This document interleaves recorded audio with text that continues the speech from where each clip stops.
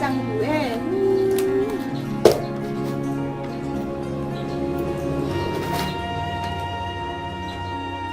อ๋อขอบคุณแต่แล้วมึงดีเกินมาสวมมือกันในเดือนวันเที่ยงเลย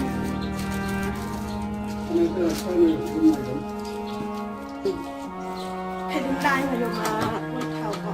เข้ามาก่อนนี่วันนี้เนี่ยถึงปีนั่งเห่าเฮ้ยเขาโยทำมานั่งเห่านี่ล่ะก็สูงนั่งมาซึ่งเป็นน่วงเก่าอ๋อปีนั่งเห่าเนี่ยนั่นปีนั่งเห่ามือเหลียวถ้าน้องยิ่งเฮ็ดเงินยาวๆก็ใครมาดีฮะก็มามีเงินก็ไปลิ้นมาเอาใครเราพูดค้าขายจ่ายเงิน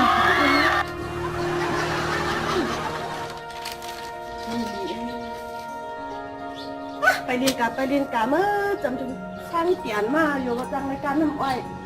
ก็น้องกดก่อนก็กะวันปานเมืองเมื่อเร็วก็เมื่อไหนอะวันลูกเมืองว่าป่องต้นตำ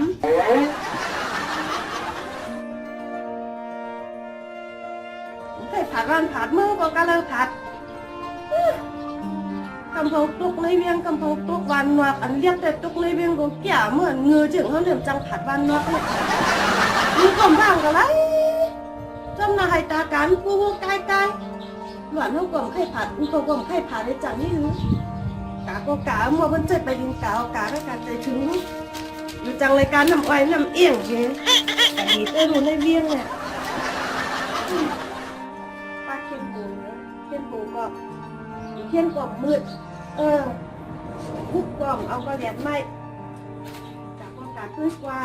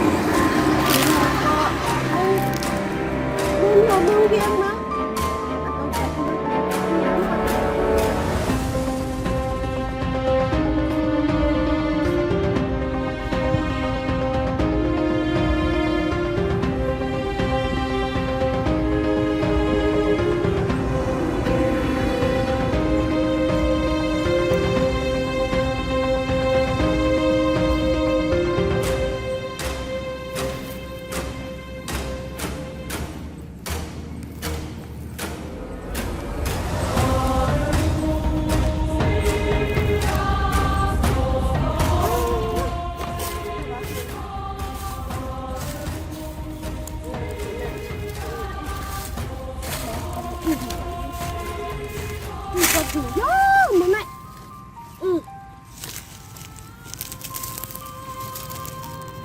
เราเรียนเนี่ยมึงเกิดในสามกันเจ๊เป็นตาเป็นคนหรือว่าแต่เป็นไหนมึงแบบต้องตัดตัวหน้าหมดฉันวันนี้หันตาโง่หันตาใจจบว่ามิวมิว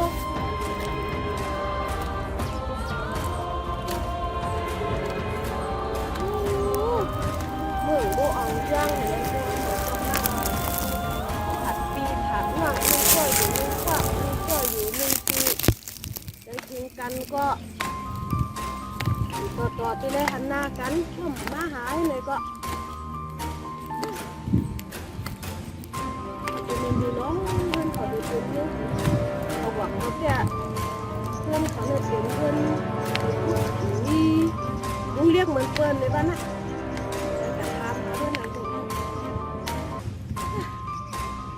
กายคิดดีกว่าเดี๋ยวเพียวคันห้างเก่าไปดูมากกว่าชวนได้แบบจังกูยังเอาไรตอนนี้ห่างกับ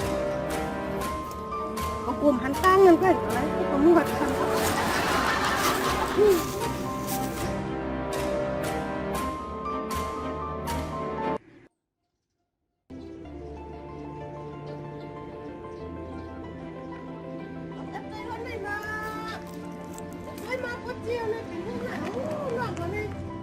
าเลยนี่เลยเปลี่ยนว่าไม่ต้องเป็นน้องเต็มทุกอย่างเลยต้องยิ่งเลยเขาให้เอาให้ช่องถูกเขาแบบอันนั้นก็ไม่พี่น้องเจ้าวัน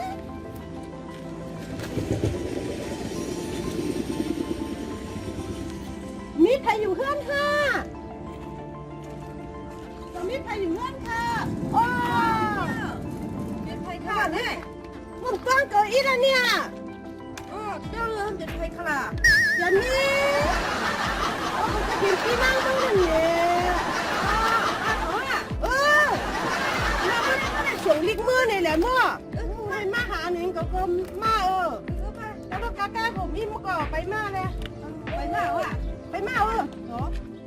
ป้าเขาจะขอทหารชัดจีนซื้อมาเลย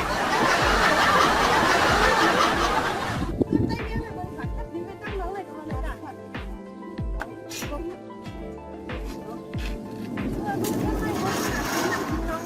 น้ำกัดน้ำเย็นกว่านะก็นะน้ำได้ไปกินน้ำมั่วก็แค่เด็ดเฉินอะไรมั้ง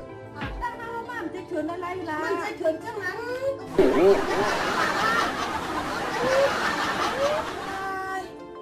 ให้เคลียร์ไอ้ต้องสังเลยล่ะตั้งไหนอ่ะถักปุ๊บก็ไปกันไหนไหนหัวถักมันไหนที่หนูให้ก็ไปไหนอ่ะกับเพื่อนกับชิ้นหางชิ้นหาง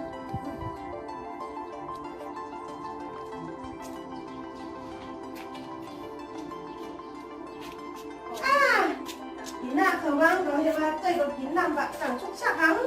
น้ำคนนี้น้ำในเดียวเลยในห้องน้ำอยู่กับมึงรักตา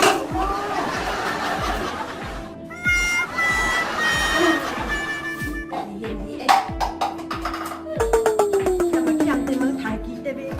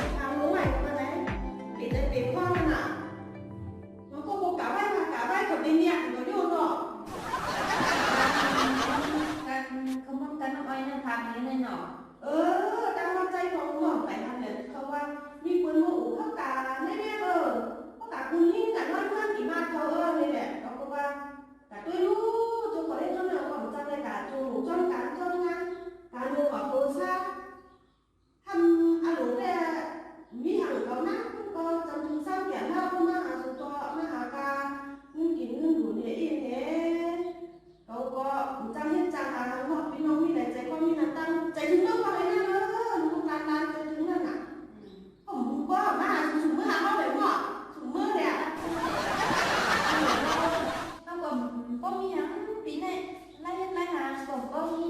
แข่งหาเลยเขาก็ไม่เป็นไรก็การมาหาก็อีเขาอัดแต่ ใจถึงการนี้ไม่ก็ยังจ้วงอื่นไม่ก็จังนี่ก็เมื่อไหร่นั่นก็ไปมากหรอก ไปมาไปจังนี่ไปมาจังจัง ปิ้งกันพวกมือขึ้นไปมือเอาคนก็ อ๋อก็ยังไม่ได้ว่าตัดรถตัดการเนี่ยไปบอกเพื่อนว่าเอาของมือลูกวันให้นานไม่ได้วันไหนบอกวันไหน กับยามไปมากคนไป เราไปมากที่เราเกิดออกมาตรงนี้วะ ขึ้นไปมือแล้วจังหวะ เมื่อวานอยู่ก็ทำเลยก็มาหันเมื่อก็ต้องหยอดแล้วแล้วแค่ไหนบ้านเลยต้องกี่ทั้งวันน่ะพอมาหลุดปีก็พี่หล่ะเอาเปลี่ยนขึ้นเมื่อก็พวกไปแล้วอ่ะ นั่นลูกจีปิ้ง งานมาก็เนี่ยเป็นระหว่างคุณน้องสายผ่านเนี่ยของเราน่ะแกเป็น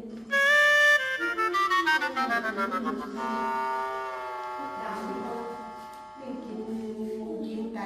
เฮ็ดไทยเฮ็ดนาบ่ทีนี้คนสั่งช่วงลงนะก็เหมือนช่วงน่ะมันสั่งว่าเมื่อก่อนหันรูปบ้านเฮาจะไปก็แกเป็นเนาะโยนเอาไหนได้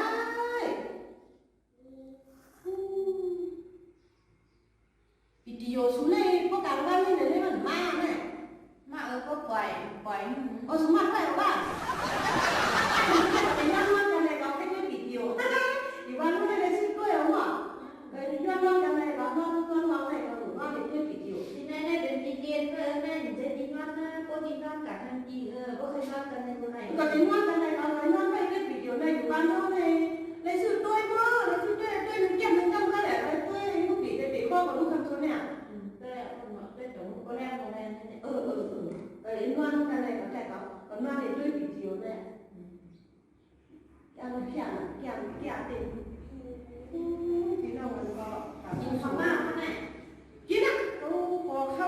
ก็เหมือนแก้มกินเขาก็เหมือนแก้มไม่กินกลางวัน เบี้ยก็เหมือนกลางวันกินได้เลยนะ บ้านเรากินเหมือนแก้มเลยขอเขาแก้มเลยอยู่กลางวัน ไปก็กินกลางวันเพื่อนก็น่าติดด้วยวิดีโอนั่ง ไปด้วย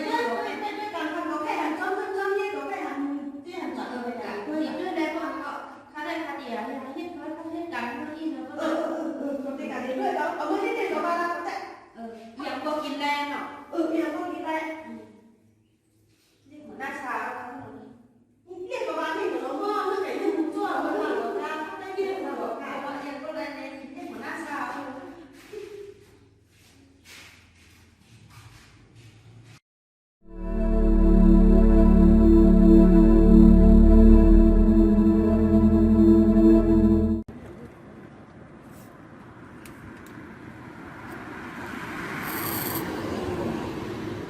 อย่างนั้นลุง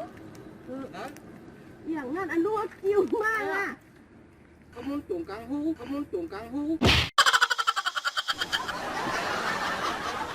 เขามุนหลามมาอย่างนั้นเขามุนตุ่งกลางหูกับกูเขามุนหลาม ลุงก็ไปกาวะน่ะ คิดรู้กูน่ากะ อ๋อเป็นนือพ่องลาป้อยเปื่อนใจป้อยเฮาไหนเปิ้นจู้กันเลยเนี่ยมันไรหลูเฮโยเปิดกัน มันดุมันขึ้นมือ อันนี้ว่ากันเลยด้วยเนาะ กูมาไหนต้องพัดซุ้มกัน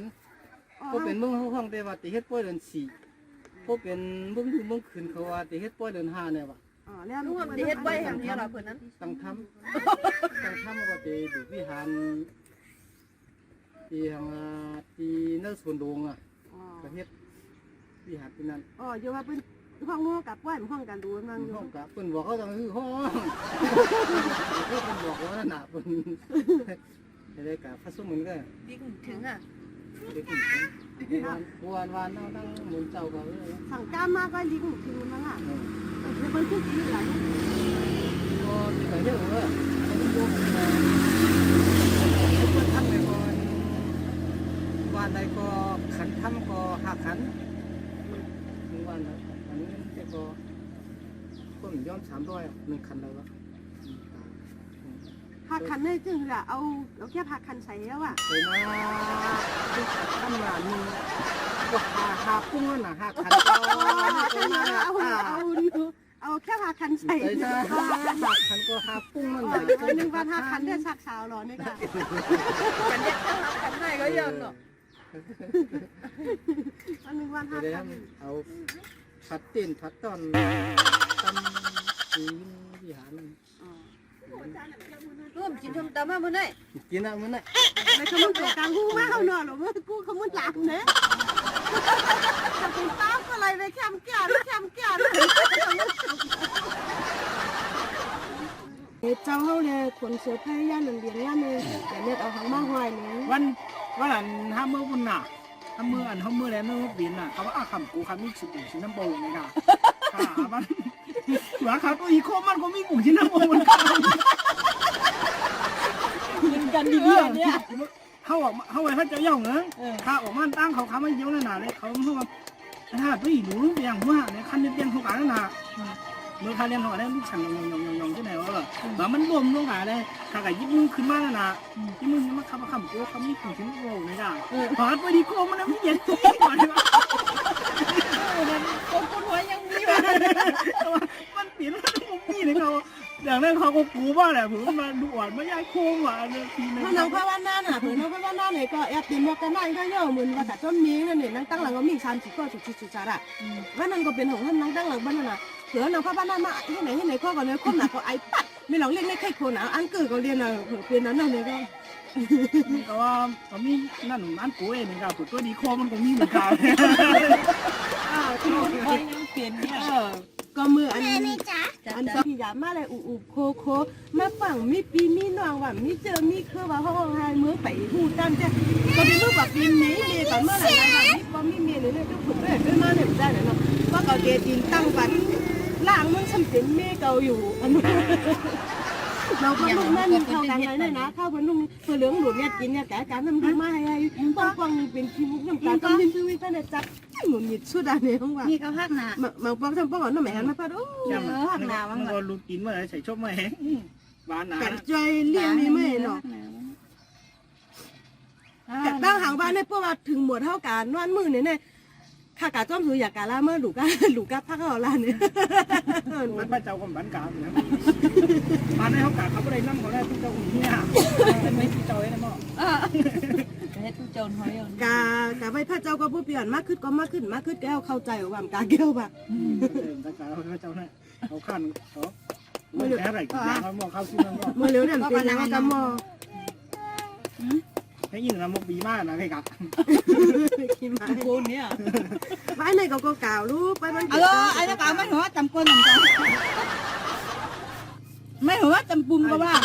โจ้แน่เขาได้เรียนสวนมันก็อย่างนี้เขาได้ รู้ไม่หัวนี่เนาะ เขาเนี่ยหันมาผูกว่าไอ้ท่านรู้ว่าแม่ก็กัดด้วยรู้ในบ้านก็มีอันชิ้นน้ำพอกับพี่เรากัดด้วยมันก็ขึ้นไวมือตัวเดียวมาพอ มันกัดหูนะ นั่นในเปียที่เราถึงดูหน่อไว้บ้านก็หมักไว้บ้าน วันขึ้นเจ้า